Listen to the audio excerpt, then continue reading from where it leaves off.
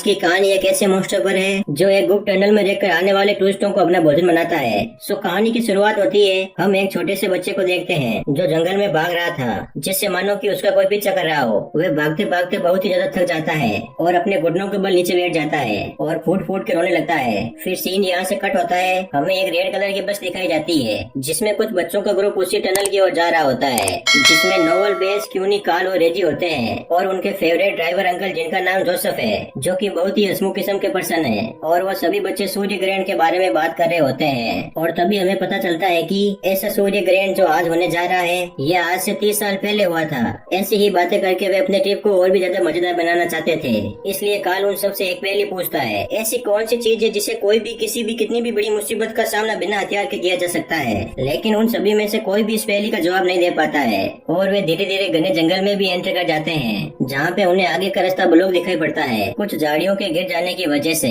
जहाँ जोसेफ इस रास्ते को छोड़ के कच्चे रास्ते की ओर जाने का फैसला करता है। वह जो ही अपनी बस को कच्चे रास्ते पे लेता है तो तभी हमें एक डेड बॉडी दिखाई पड़ती है, लेकिन जोसेफ और उन बच्चों का ध्यान उस पर नहीं जा पाता है, जिससे एक बात तो कंफर्म हो जाती है कि उस मॉन्स्टर का इलाका यहीं से शुरू होता है। फिर वो लोग उसी कच्चे रास्ते से जो ही आगे बढ़ते हैं तो तभी उन्हें एक मर्द हिरण पड़ा नजर आता है, जिसके कारण आगे जाने का रास्ता ब्लॉक हो जाता है। तभी जोसेफ बस को खड़ी करके उस हिरण को हटाने जाता है। वह जो ही उसे हटाकर अपनी बस में वापस आता है तो उसके साथ एक सीरियल किलर पेट्रो भी नजर आता है, जो कि कोई और नहीं जेल से भागा हुआ एक क्रिमिनल होता है, जो जोसेफ के सिर पे गन रखकर उसे अपने इशारों पर गाड़ी चलाने के लिए कहता है, जिससे देखकर सारे बच्चे डर जाते हैं। तभी जोसेफ उन्हें समझाता है कि तुम लोग यदि शांत रहोगे तो मैं कुछ भी नहीं करूंगा, अन्यथा मैं एक एक करके सभी को मार डालूंगा। उसी समय पेट्रो को नजदीक से देखकर कार्ल को कुछ समय पहले पड़ी हुई न्यूज याद आती है कि ये तो एक सीरियल किलर है, जिससे बच्चों को मारने में बहुत आनंद आता है और उनके कान और जीभ को काट कर खा जाता है, यानी कि वो एक बहुत ही बड़ा बेरहम क्रिमिनल है। और इसी दौरान जोसेफ उसके इशारों पर चलते हुए बस को मिलिट्री जोन में ले आता है, जहाँ पे किसी को भी जाने की अनुमति नहीं होती है। और इसी तरह वे आगे बढ़ते हुए उसी टनल के करीब आ जाते हैं जहाँ पे वो मॉन्स्टर है। वह जो ही बस को टनल के बीचों बीच लाता है तो तभी बस बंद पड़ जाती है, जहाँ इस बात से पेट्रो काफी डर जाता है और वो जोसेफ से बस रोकने का कारण पूछता है और उसे वापस रीस्टार्ट करने के लिए कहता है।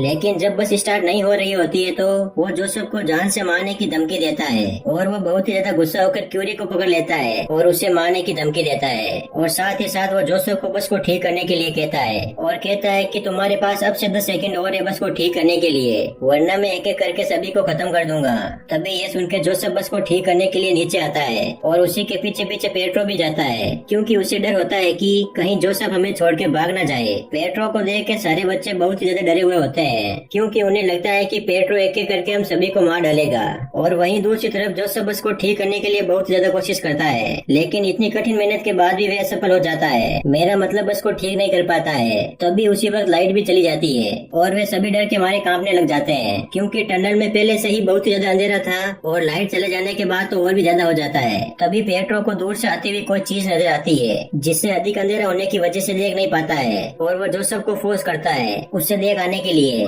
जैसे ही जोसेफ आगे बढ़ता है तो उससे बहुत ही खतरनाक मॉन्स्टर दिखाई पड़ता है, जिससे देख जोसेफ की पतलून गीली हो जाती है और वो मॉन्स्टर देखते ही देखते उसे खत्म कर देता है, जिसके चिल्लाने की आवाज से वहाँ खड़े सारे बच्चे और पेट्रो भी डर जाते हैं और चिल्लाने लग जाते हैं, जिससे देख पेट्रो उनके गन तानते हुए उन्हें चुप रहने के लिए कहता है और साथ ही साथ उन्हें ये भी कहता है कि अगर उन्होंने उसकी बात नहीं सुनी तो मॉन्स्टर के मारने से पहले मैं मार दूंगा। तभी पेट्रो कार्ल को जोसेफ से चाबी लाने के लिए कहता है, लेकिन वह बहुत ही ज्यादा डरा हुआ होता है तो नोलन कहता है कि मैं लेके आऊंगा। लेकिन उससे पहले ही दरवाजे के पास खड़ी बेस उस मॉन्स्टर के पास जाने लगती है, लेकिन वह भी डरी और सहमी होती है। फिर भी वह हिम्मत करके जोसेफ के पैंट से चाबी निकाल लेती है और सही सलामत बस में वापस आ जाती है और उन्हें जोसेफ की बॉडी के हाल बताती है। तभी दूसरी ओर पेट्रो रेगी को बस स्टार्ट करने के लिए कहता है और जब वह बस को स्टार्ट करने की कोशिश करता है तो वह स्टार्ट नहीं होती है, जिससे पेट्रो और भी ज्यादा गुस्सा हो जाता है और उससे डराते हुए कहता है कि यदि बस को स्टार्ट नहीं किया तो मैं तुम्हारे सारे दोस्तों को मार दूंगा। ये सब सुनकर रेगी और भी ज्यादा गुस्सा हो जाता है और वो उससे सीधे मुंह कहता है कि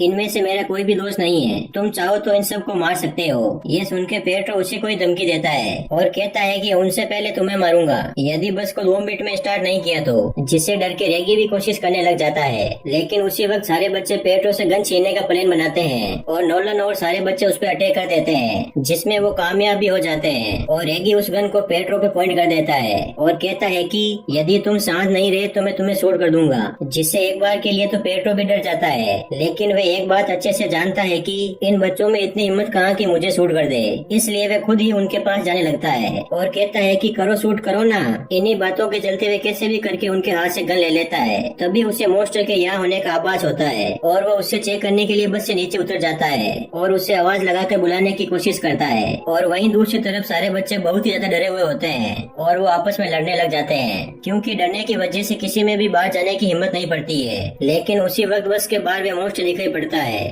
जिसने पेट्रो का सिर धड़ से अलग कर दिया था, जिससे देखकर वे सारे बच्चे और भी ज्यादा डर जाते हैं और चिल्लाने लग जाते हैं। और एगी भी बस को स्टार्ट करने की पूरी कोशिश करता है, लेकिन वे टस से मस नहीं होती है, जिससे वे सभी निराश हो जाते हैं और लाइट्स भी टिमटिमाने लगती है। तभी कार्ल समझ जाता है कि चिल्लाने से मॉन्स्टर को उनका अंदेशा पड़ता है, इसीलिए वे उन सभी को चिल्लाने से इनकार करता है। तभी वे देखते हैं कि वो मॉन्स्टर तो बस में आ रहा है। इसे देख उन सभी में भगदड़ मच जाती है और वे बहुत ही ज्यादा डर जाते हैं और दूर से दरवाजा खोल के बाहर की तरफ जाने की कोशिश करते हैं, लेकिन वे दरवाजा पूरी तरीके से जाम हो चुका था और वे खुलने में भी नहीं आता है। लेकिन तभी वो लोग टॉर्च से मॉन्स्टर पे लाइट करते हैं तो वह उस लाइट के प्रकाश से बहुत ही ज्यादा डर जाता है, जिससे एक बात तो साफ हो जाती है कि मॉन्स्टर को लाइट से डराया जा सकता है। इसका फायदा उठाते हुए नोलन उस पर लाइट डालता है, जिससे उसके दोस्त दरवाजा खोल के वहाँ से भाग जाते हैं और नोलन भी उनके पीछे पीछे आ जाता है। वे बस से थोड़ी ही दूर जाते हैं तो उन्हें जोसेफ और पेट्रो की बॉडी मिलती है, जिसको पूरी तरीके से नोचा हुआ था, और वहाँ से बच बचा के एक गुप्त टनल में पहुँच जाते हैं जहाँ से मॉन्स्टर का मेन इलाका स्टार्ट होता है। और वहीं पे ही उन्हें एक मैप मिलता है, जिससे देख उन्हें टनल की लोकेशन समझ आ जाती है और टनल की लाइट्स ऑन करने के लिए वे उस मैप में से जनरेटर की लोकेशन खोजते हैं। फिर रेगी, कार्ल और क्यूनी तो वहीं रुकते हैं, लेकिन नोलन और बेस मसाल लेके उस जनरेटर की खोज में निकल जाते हैं। तभी हम देखते हैं कि किसी बात पर कार्ल और रेगी की लड़ाई हो जाती है और उन्हें क्यूनी साथ कराती है और साथ ही उन्हें यह भी बताती है कि मुझे वॉशरूम जाना है, इसीलिए तुम दोनों में से कोई मेरे साथ चलो, जिसमें रेगी मान जाता है और उसे वॉशरूम कराने उसके साथ जाता है। तभी दूसरी ओर नोलन को भी पता चलता है कि कभी किसी और ने भी मॉन्स्टर को मारने की कोशिश की होगी, जिसमें वो खुद ही मारा गया है। और फिर हम रेगी को देखते हैं जो क्यूनी को वॉशरूम कराने आता है, लेकिन वे क्यूनी के पास होने की वजह से वे वॉशरूम नहीं कर पाती है और रेगी को दूर हटने के लिए कहती है, जिससे रेगी उससे थोड़ा दूर हट जाता है। और काफी देर होने के बाद वे क्यूनी को आवाज लगाता है तो वे कोई रेस्पॉन्स नहीं देती है, जिससे वे खुद ही देखने चला जाता है। जब वे देखता है तो वहाँ पे क्यूनी नहीं होती है, जिससे वे डर जाता है और कार्ल के पास जाता है और उसे सब कुछ बताता है, जिसके बाद वे दोनों मसाल लेके उसे ढूंढने चले जाते हैं। तब वे देखते हैं कि वो मॉन्स्टर क्यूनी को अपना भोजन बनाने जा ही रहा था। तभी एन वक्त पर वे आ जाते हैं और मसाल से मॉन्स्टर को डरा देते हैं और क्यूनी को बचा लेते हैं, लेकिन क्यूनी तो सेफली बच जाती है। तभी एन वक्त पर उसकी मसाल बुझ जाती है, जिससे वे मॉन्स्टर उस पर अटैक करने लग जाता है और उसे मारने ही वाला होता है। तभी नोलन जनरेटर की लाइट ऑन कर देता है, जिससे कि पूरी टनल में ही लाइट्स हो जाती है, जिसे देख वो मॉन्स्टर डर के मारे वहाँ से भाग जाता है और वहीं सभी सेफ हो जाते हैं। तभी रेगी कार्ल को नोलन और बेस को ढूंढने के लिए कहता है और वहीं दूसरी ओर उन्हें एक गुप्त रूम मिलता है जहाँ पे मॉन्स्टर के बारे में बहुत सी जानकारियाँ होती है और नोलन को वहीं पे ही एक डायरी मिलती है और वो यहाँ से वापस जाने का फैसला करता है। जो ही वो उन सब के पास जाता है तो वह क्यूनी की ऐसी हालत देख के डर जाता है और उससे पूछता है कि क्या हुआ, जिसमें वो सब कुछ उसे बता देती है और वे भी उन्हें उस डेड बॉडी को दिखाते हैं जो कुछ सालों पहले मॉन्स्टर को मारने आया था। और नोलन भी डायरी की मदद से उन्हें बताता है कि वो अपनी बहन के साथ इस गुप्त टनल में आया था। यहाँ हमें दोस्तों ये पता चलता है कि जो बच्चा हमें हाँफते हुए मूवी की स्टार्टिंग में दिखाया गया था वह यही बच्चा था जो डर के मारे यहाँ से भाग रहा था, लेकिन उसकी बहन को तो इस मॉन्स्टर ने बहुत ही बुरी तरीके से नोच लिया था, जो अपनी बहन का बदला लेने के लिए 40 सालों तक इस मॉन्स्टर के बारे में रिसर्च करता है और उसे मारने के लिए एक मशीन भी बनाई थी ताकि वो लाइट की मदद से उस मॉन्स्टर को आसानी से मार सके।